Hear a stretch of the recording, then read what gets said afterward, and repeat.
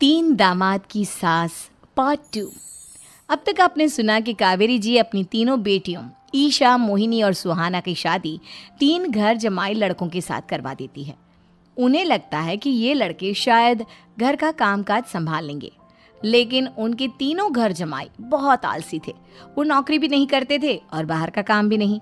कावेरी जी ने अपनी बेटियों से कहा कि वो प्रेगनेंसी का बहाना बनाकर अपने पतियों को सबक सिखाए। अब सुनिए आगे। मम्मी, आपने जैसा कहा था हमने वैसा ही किया, लेकिन देखिए ना, विवेक का हाल तो वैसा का वैसा ही है। घर में ना सुबह का नाश्ता बनता है और ना खाना।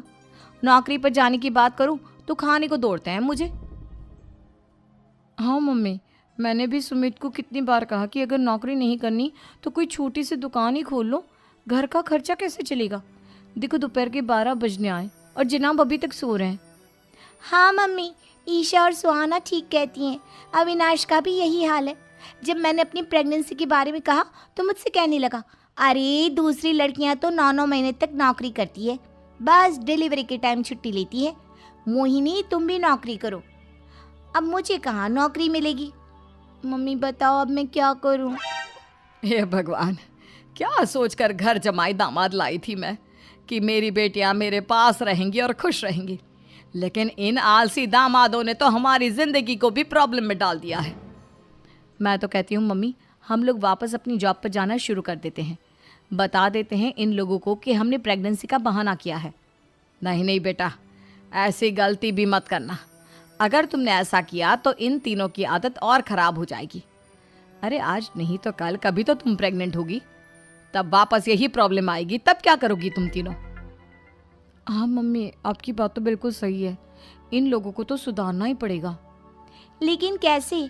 अपने बच्चों के आने की खबर सुनकर भी इन लोगों पर कोई असर नहीं हो रहा। पैसे कमाने के लिए घर से बाहर निकलना ही नहीं चाहते ये तीनों।